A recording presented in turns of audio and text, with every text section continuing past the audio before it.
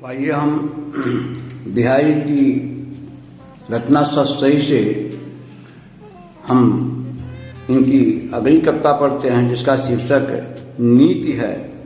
तो आइए हम इनकी नीति शीर्षक की पहली कविता देखते हैं। दुसह दुराज प्रजान कौ क्यों न बढ़े दुख दंड, अधिक अंधेरो जग करत मिल पावस रविचंद्र। अब इसका हम संदर्भ देखेंगे कि प्रस्तुत दोहा बिहारी द्वारा रचित है, बिहारी सतसही से लिया गया है, जो हमारी पाठ्य पुस्तक हिंदी में नीति शीर्षक से उद्धृत है। दुसह दुराज। अब दुसह सह माने सहना और दुसह माने जो सहा ना जा सके, अर्थात असहनीय। दुराज, दुराज माने होता है दोहरा राज। दु माने दो, राज, तो दुराज माने दोहरा राज, यानी दोहरी शासन प्रणाली। प्रजान माने प्रजा। क्यों न बढ़े, क्यों नहीं बढ़ेगा दुख द्वंद, दुख कलेश। अधिक अधेरो जग करत, जग माने संसार, अधिक अधेरो करत, संसार को अधिक अंधेरा कर देते हैं। मिल माने मिल करके, मावस माने अमावस्या तिथि, रवि चंद्र, चंद्र माने चंद्रमा, रवि माने सूर्य। तो इसका शब्दार्थ हो गया कि दुसह माने असहनीय, दुराज माने दोहरा राज्य, प्रजान माने प्रजा, कौ माने को, क्यों न बढ़े दुख दंड, यानी दुख और कलेश क्यों नहीं बढ़ेगा। जैसे संसार को अत्यधिक अंधेरा कर देते हैं मिल करके अमावस्या की तिथि को सूर्य और चंद्रमा। तो इसका प्रसंग होगा कि इस दोहे में कवि बिहारी जी ने दोहरी शासन प्रणाली के दोषों का उल्लेख किया है। व्याख्या है कि दोहरी शासन प्रणाली में प्रजा के दुख और द्वंद्व क्यों नहीं बढ़ेंगे, अर्थात वो बढ़ेंगे ही। जैसे अधिक अंधेरो जग करत मिल मावस रविचंद्र, अमावस्या के दिन सूर्य और चंद्रमा मिल करके अन्य तिथियों के अपेक्षा संसार को अत्यधिक अंधेरा में भर देते हैं। तो बहुत सरल हम कर देंगे कि जैसे अमावस्या को सूर्य और चंद्रमा मिलकर संसार में और तिथियों से अधिक अंधकार भर देते हैं, वैसे ही दोहरी शासन प्रणाली में प्रजा के दुख और कलेश क्यों नहीं बढ़ेंगे, अर्थात वे तो बढ़ेंगे ही। तो ये समझ में आया होगा। हम फिर से बता दें कि कवि बिहारी जी कहते हैं कि जिस प्रकार अमावस्या तिथि को सूर्य और चंद्रमा मिलकर संसार में और तिथियों से अधिक अंधकार कर देते हैं, वैसे ही दोहरी शासन प्रणाली में प्रजा के दुख और कलेश क्यों नहीं बढ़ेंगे, अर्थात दुख और कलेश बढ़ेंगे ही। तो इसका सौंदर्य है कि इस दोहा में कवि बिहारी ने अपने समय की दोहरी शासन प्रणाली के दोषों को प्रस्तुत किया है। भाषा में ब्रज भाषा का प्रयोग हुआ है, अलंकार अनुप्रास है, छंद दोहा है और गुण इसमें प्रसाद गुण का प्रयोग हुआ है। और इस तरह से पहले दोहे की व्याख्या पूरी होती है। थोड़ा कठिन व्याख्या है, ये एक बार फिर से बता दें, परीक्षा की दृष्टि से बहुत ही महत्वपूर्ण है कि कविवर बिहारी जी कहते हैं कि जिस प्रकार अमावस्या तिथि को सूर्य और चंद्रमा मिलकर संसार में और तिथियों से अधिक अंधकार कर देते हैं, वैसे ही दोहरी शासन प्रणाली में प्रजा के दुख और कलेश क्यों नहीं बढ़ेंगे, अर्थात बढ़ेंगे ही। दूसरा है बसे बुराई जास तन ताही को सम्मान, भलो भलो कई छोड़िए खोटे ग्रह जप दान।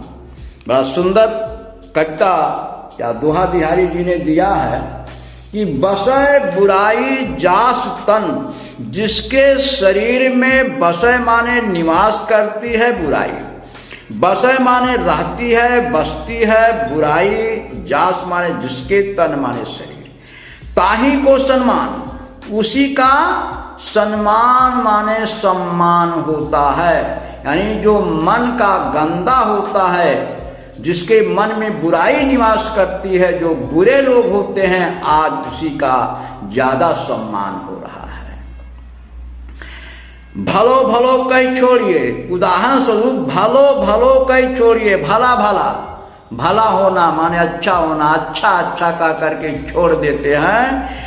खोटे ग्रह जब दान, और खोटे ग्रह जो होते हैं, बुरे ग्रह जो होते हैं, हानिकारक ग्रह जो होते हैं, उन ग्रहों को शांति करने के लिए लोग जप यानी जाप करवाते हैं, उसके लिए दान भी देते हैं। लेकिन जो ग्रह अच्छे होते हैं उनको अच्छा ग्रह कह करके लोग छोड़ देते हैं। उसी प्रकार देखिए, जो बुरे व्यक्ति होते हैं, जो उद्दंड किस्म के होते हैं, लोग उसका सम्मान ज्यादा करते हैं। उनकी एक आवाज पर लोग दौड़ पड़ते हैं, क्योंकि उससे लोग डरते हैं। वो झगड़ा करेगा, मारेगा, पीटेगा, गाली गलौज करेगा, उसका सम्मान लोग कर देते हैं। उसकी एक आवाज पर दौड़ पड़ते हैं, उसका हर काम समय पर पूरा कर देते हैं। जो सीधे होते हैं, सरल होते हैं, अच्छे होते हैं, उनका ना तो सम्मान होता है, ना तो समय पर उनका काम होता है, क्योंकि लोगों में डर नहीं होता है, वो हमारा कुछ नहीं करेगा। लेकिन जो दंड होते हैं, वो सोचते हैं कि इसका काम नहीं करेंगे तो मारेगा, पीटेगा, गाली गलौज करेगा, इसलिए उसका काम पहले हो जाता है। उदाहरण पेड़ सीधा है तो सीधे पेड़ को लोग काट देते हैं कि चलो भाई ये छप्पर में लगाने लायक है, कहीं भी लगाने लायक है। लेकिन जो टेढ़े मेढ़ पेड़ होते हैं उसको लोग छोड़ देते हैं कि बड़ा टेढ़ा है, कौनो काम का नहीं है। ये मनुष्य की प्रकृति है, स्वभाव है। सीधे सरल पेड़ को काट देंगे, जड़ से काट देंगे, जो पेड़ टेढ़ा होगा उसको छोड़ देंगे। ठीक वही दशा मनुष्यों की भी है। जो बुरे हैं उनका लोग सम्मान करेंगे, आदर करेंगे, और जो अच्छे हैं, भले हैं, लोग उनको छोड़ कर देंगे, उनका सम्मान नहीं करेंगे। तो सरल अर्थ हो गया कि बसे बुराई जास्तम ताही को सम्मान, जिसके हृदय में बुराइयां निवास करती हैं, या जिस व्यक्ति में बुराइयां होती हैं, ताही को सम्मान, संसार में उसी का सम्मान होता है। क्योंकि भलो भलो कई छोड़िए, छोटे खोटे ग्रह जब दान, अच्छे ग्रहों को सभी भला ग्रह कह करके छोड़ देते हैं। अच्छे ग्रहों को सब अच्छा कह करके छोड़ देते हैं, लेकिन खोटे ग्रहों की शांति के लिए अनेकों प्रकार के जप दान आदि करते हैं। तो यह सत्य है कि भलों को कोई नहीं पूछता है और बुरों का पूरा सम्मान होता है। तो सरल अर्थ करें कि कवि बिहारी जी कहते हैं, जिस व्यक्ति में बुराइयां होती हैं, संसार में उसी व्यक्ति का सम्मान होता है। जैसा कि अच्छे ग्रहों को सभी लोग अच्छा कहकर छोड़ देते हैं, लेकिन खोटे ग्रहों की शांति के लिए अनेकों प्रकार के जाप दान याद करते हैं। तो काव्य सौंदर्य है कि कविवर बिहारी ने समाज की दुर्जन पूजा की वृत्ति पर एक करारा प्रहार किया है। इसमें अनुप्रास अलंकार है, ब्रज भाषा का प्रयोग हुआ है। अब इसी तरह से हम अगली कविता देखते हैं कि नर की और नल नील की नीर की गति एक करी जोय, जय तो नीचो होय चलाए ते तो ऊंचो होय। नर की, नर माने मनुष्य की, और माने और नल यानी नल, नीर माने पानी, गति माने दशा, एक कर जो एक समान होती है। यानी नल के पानी की और मनुष्य की दशा एक समान होती है। और कैसी दशा? नल जितनी गहराई में ले जाया जाएगा, नल की पाइप जितनी गहराई में जाएगी वह उतना ही पानी ऊपर करेगा। उसी प्रकार से मनुष्य जितना झुक कर चलेगा, जितना विनम्र होगा, उसका सम्मान उतना ही ज्यादा होगा। नल और मनुष्य के माध्यम से कवि जी ने एक उदाहरण प्रस्तुत किया है कि नर की और नल नीर की। बिहारी जी कहते हैं कि मनुष्य तथा नल के पानी की गति एक समान है। नल जितना गहराई में जाता है उसका पानी उतना ही ऊपर आता है। उसी तरह से मनुष्य जितना विनम्र होगा वह उतना ही महान बनेगा। जे तो नीचो होए चले ते तो ऊंचो होए। जितना नीचे नम्र होकर के चलेगा, जितना झुक करके चलेगा, जितना विनम्र होगा वह उतना ही ऊंचा होता जाएगा, यानी वह उतना ही महान होता जाएगा। और प्रकृति भी हमें यही सीख देती है कि वृक्ष छूछे पेड़ तो खड़े होते हैं, जिन वृक्षों में फल फूल नहीं होते हैं वो सीना तान कर खड़े होते हैं। लेकिन जो वृक्ष जो पेड़ फल और फूलों से लद जाते हैं वो स्वार्थ भावना को छोड़ करके प्राप्ति के लिए यानी पर कल्याण के लिए स्वयं को झुका देते हैं। उनकी डालियां झुक जाती हैं। तो जो अच्छे किस्म के होते हैं, जो अच्छे लोग होते हैं, वो हमेशा झुक कर चलते हैं। तो इससे सीख मिलती है कि बड़ों के सामने झुकना सीखो, विनम्र होना सीखो। जितना झुकोगे, जितना विनम्र बनोगे, तुम्हारा चरित्र उतना ही महान होता जाएगा, तुम उतने ही बड़े होते जाओगे। तो कवि बिहारी जी ने कहा है कि मनुष्य और नल के पानी की दशा एक समान है। नल जितना गहरा ले जाया जाएगा उतना अधिक ऊंचा पानी पहुंचा देगा। उसी तरह से मनुष्य जितना विनम्र होगा उतना ही महान हो जाएगा। काव्य सौंदर्य है कि विनम्रता ही मनुष्य को ऊंचा उठाने वाली होती है। यानी विनम्रता ही मनुष्य का सबसे सुंदर गुण है। विनम्रता ही मनुष्य का सबसे सुंदर आभूषण है, सबसे सुंदर उसका गहना है। और इस कविता में, इस दोहे में ब्रज भाषा का प्रयोग हुआ है। अनुप्रास उपमा सरेश अलंकार है और दोहा छंद में दोहा छंद का प्रयोग हुआ है। इसी कड़ी में चौथा कविता देखते हैं कि बढ़त बढ़त संपत्ति सलिल, बढ़त बढ़त संपत्ति सलिल, मन सरोज बढ़ जाए, घटत घटत सून फिर घटे, बरस मूल कुमिलाए। बढ़त बढ़त संपत्ति सलिल, सलिल माने पानी, संपत्ति माने धन दौलत।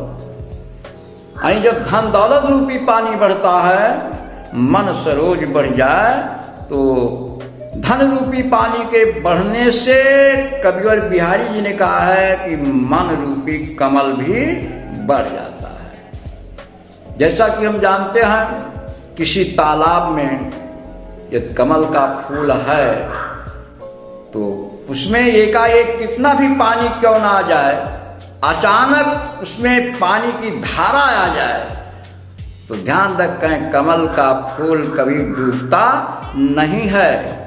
वो कमल का फूल हमेशा पानी की सतह पर होता है, वो डूब ही नहीं सकता। जैसे जैसे पानी बढ़ता जाएगा कमल नाल वैसे वैसे बढ़ती जाएगी और कमल का फूल हमेशा पानी की सतह पर ही मिलेगा।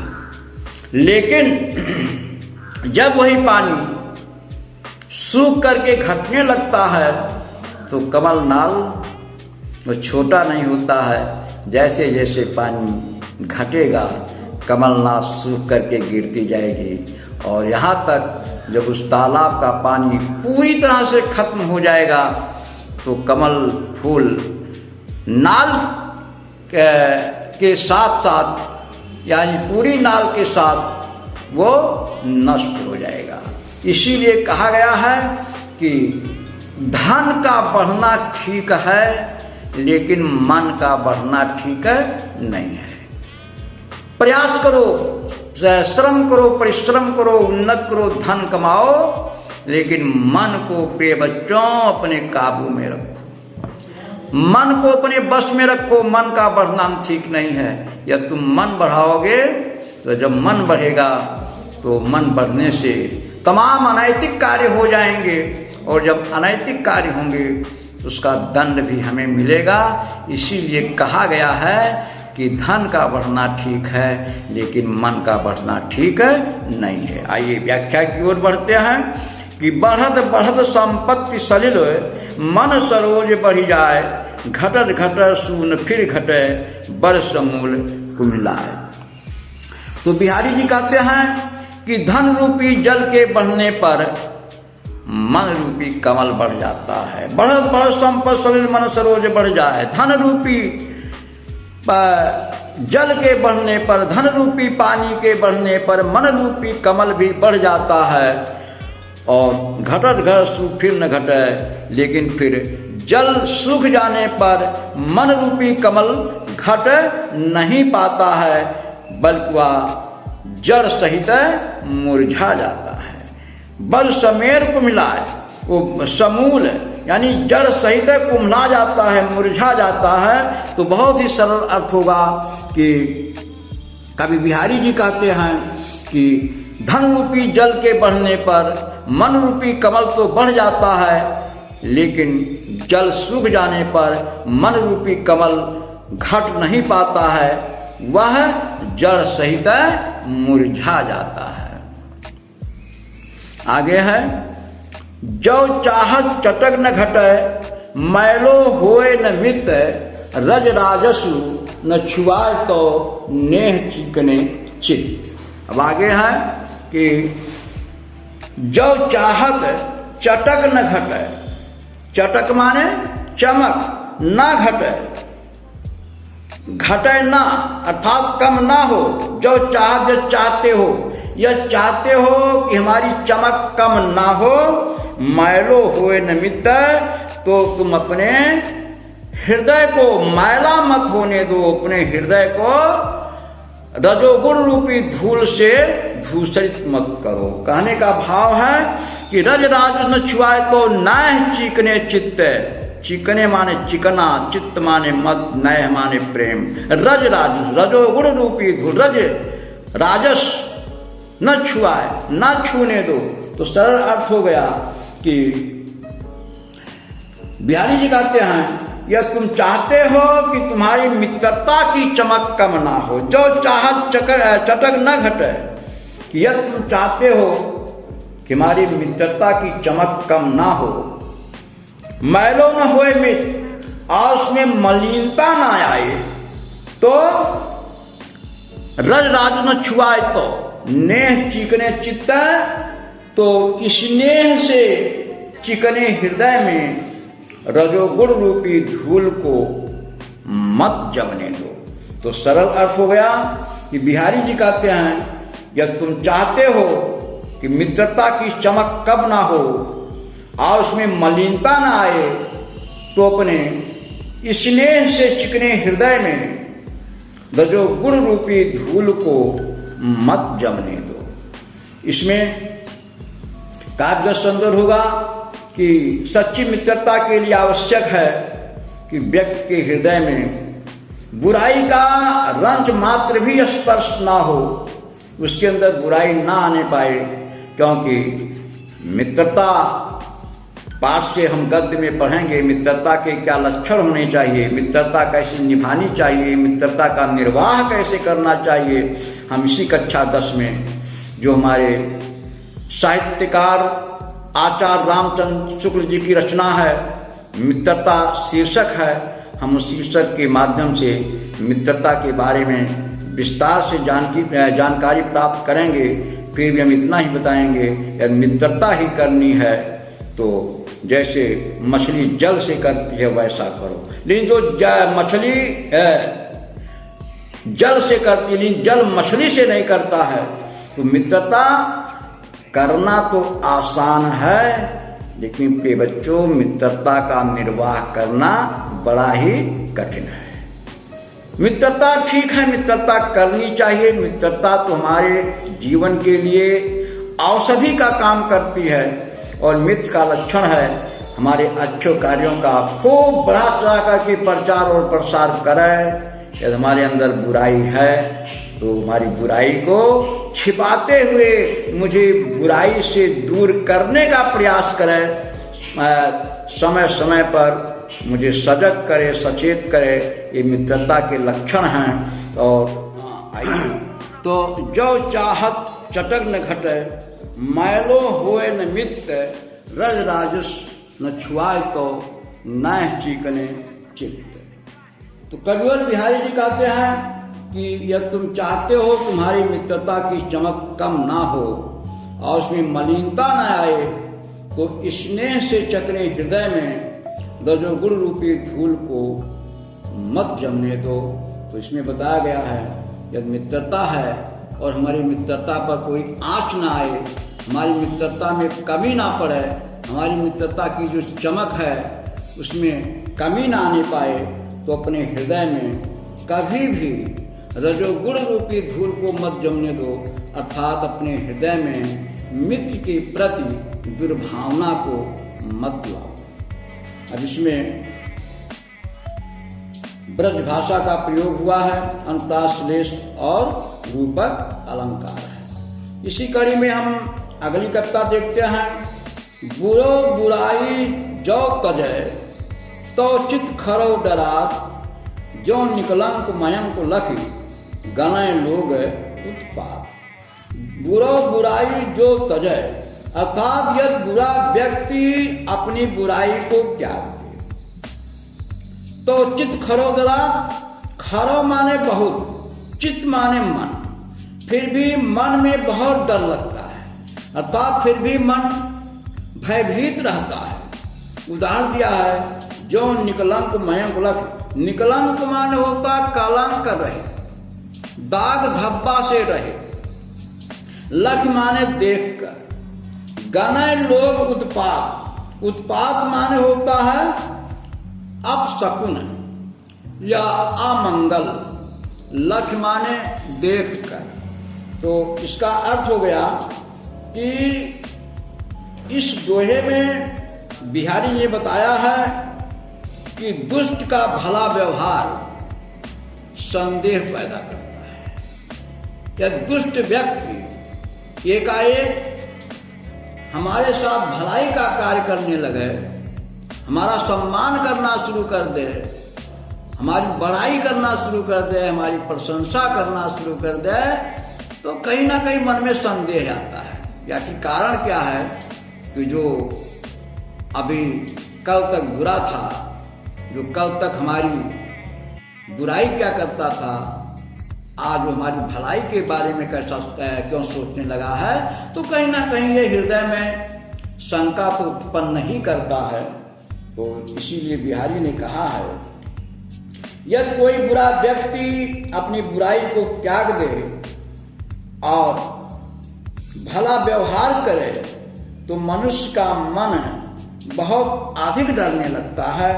क्योंकि जिस प्रकार जो निकलंक मयंक लख, मयंक माने चंद्रमा, जिस प्रकार कलंक रहित चंद्रमा को देखकर लोग अमंगल मानने लगते हैं, उसी प्रकार दुर्जन के भले व्यवहार पर शंका होती है। जैसा कि हम जानते हैं, देखते हैं चंद्रमा में धब्बा है और वही चंद्रमा यदि कभी धब्बा रहित दिखाई दे तो लोग ऐसा सोचते हैं कि आज चंद्रमा में धब्बा नहीं दिखाई दे रहा है, लगता है कोई अपशकुन होने वाला है, कोई अनर्थ होने वाला है, कोई अमंगल होने वाला है। तो लोग शंका प्रवृत्ति के हो जाते हैं, लोग शंका करने लगते हैं। ठीक वैसे ही यह बुरा व्यक्ति अपने बुराई को त्याग दे और दूसरों के साथ अच्छाई का व्यवहार करे, भला व्यवहार करे, तो मनुष्य का मन बहुत डर जाता है। जिस प्रकार कलंक रहित चंद्रमा को देखकर लोग आमंगल मानने लगते हैं। अगली कविता है, स्वारस सुकृत न श्रम वृथा, देख विहंग विचार, बाज पराए पान पै, तू पक्षी नु ना मार।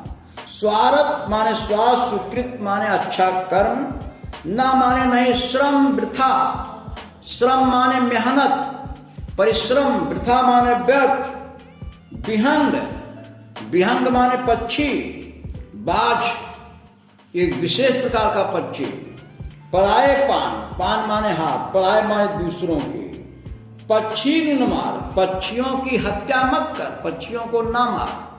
तो सरल अर्थ हो गया कि कवि बिहारी जी कहते हैं कि हे बाज पक्षी, तू विचार करके देख, देख विचार, तू विचार करके देख, इसमें ना तो तेरा हित है, स्वार्थ सुकृत, ना तो तेरा हित है और ना सुकृत या भला कार्य है, श्रम वृथा और तेरा परिश्रम भी व्यर्थ है।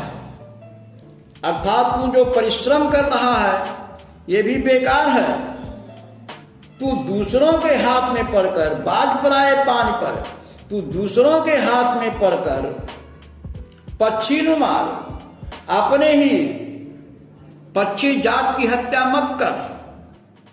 कहने का भाव है कि ये राजा जय सिंह, तू विचार करके देख, इसमें ना तो तेरा हित है क्या, यह तू हिंदू राजाओं के विरोध में लड़ रहा है। और क्यों लड़ रहा है? मुगलों के लिए। यह तू मुगलों के लिए हिंदू से लड़ रहा है। तेरा परिश्रम व्यर्थ है। और परिश्रम व्यर्थ ही नहीं, इसमें ना तो तेरा कोई हित है, ना तो तेरा कोई कल्याण होने वाला है, ना तेरे लिए अच्छा कार्य है, और तेरा परिश्रम भी व्यर्थ है। इसलिए तुम मुगलों के बहकावे में आकर के अपने ही पक्ष के हिंदुओं की हिंसा मत कर। सरल अर्थ उसका दो अर्थ निकल आ रहा है, एक बाज पक्षी के पक्ष में और दूसरा राजा जय सिंह के पक्ष में। परीक्षा की दृष्टि से ये दोहा बहुत ही महत्वपूर्ण है, इंपॉर्टेंट है। तो हम दोनों व्याख्या इसकी बता देते हैं। पहली व्याख्या हम बाज पक्षी के पक्ष में करते हैं कि हे बाज पक्षी, तू विचार करके देख, इसमें ना तो तेरा कोई स्वार्थ है, ना तो यह तेरा अच्छा कार्य है, परिश्रम भी व्यर्थ है। इसलिए तू दूसरों के हाथ में पड़कर अपनी ही जात के पक्षियों को मत मार। दूसरा व्याख्यान, हे राजा जय सिंह, तू विचार करके देख, इसमें अर्थात हिंदू राजाओं के विरुद्ध लड़ने में ना तो तेरा हित है और ना यह अच्छा कार्य ही है। तेरा यह अर्थात मुगलों के लिए युद्ध करने का जो परिश्रम है वो व्यर्थ है। तू दूसरों के अर्थात मुगल शासकों के हाथ में पड़कर, यानी बहकावे में आकर अपने ही पक्ष वालों अर्थात हिंदू राजाओं को मत मार। काफी सुंदर इस कविता में कवि बिहारी ने बाज पक्षी के माध्यम से राजा जय सिंह को सचेत किया है। इसमें अनुप्रास, संयोग, सरस, अलंकार है, छंद दोहा है और भाषा ब्रज है। इस प्रकार के छात्र छात्राओं बिहारी की रचना जो परीक्षा की दृष्टि से बहुत ही महत्वपूर्ण है, ये इनके दोनों शीर्षक भक्ति और नीति, ये अलग अलग शीर्षक से कविताएं ली गई हैं, दी गई हैं। ये पूरा होता है और हम अब अगले कवि के साथ हम अगली वीडियो में पुनः आपसे मिलेंगे। निश्चित रूप से एक बार इसकी व्याख्या को आप देखें, दोहराएं, और ये कहीं भी व्याख्या इसका अर्थ समझ में ना आया हो तो आप विद्यालय के नंबर से या हमारे व्यक्तिगत नंबर से संपर्क कर सकते हैं, पूछ सकते हैं। बहुत बहुत धन्यवाद।